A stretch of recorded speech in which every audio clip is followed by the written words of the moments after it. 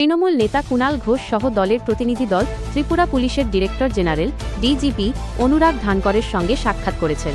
আগরতলায় তৃণমূলের পার্টি অফিসে হামলা ও কর্মীদের উপর আক্রমণের অভিযোগের পরেই তাঁরা এই বৈঠক করেন। দলের প্রতিনিধিরা এই ঘটনার তদন্ত ও দলের নেতা কর্মীদের নিরাপত্তা নিশ্চিত করার দাবি জানিয়েছেন। প্রতিনিধি দলে কুণাল ঘোষ ছাড়াও সাংসদ সায়নী ঘোষ, প্রতিমা মণ্ডল, সুস্মিতা দেব এবং মন্ত্রী বীরবাহা হাঁসদা ছিলেন। এর আগে বিমানবন্দরে তাঁদের গাড়ি আটকে দেওয়া হয় এবং বাধা দেওয়ার অভিযোগ ওঠে। তবে পরে পুলিশের সহায়তায় তারা দলীয় কার্যালয়ে পৌঁছান।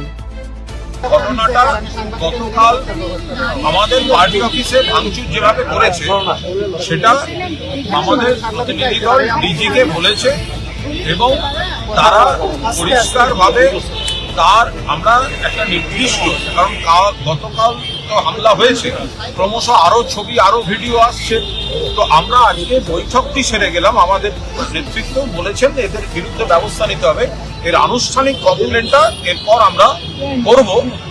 ডিজি সাহেব কথা দিয়েছেন সেই অনুযায়ী অ্যাকশন নেবেন।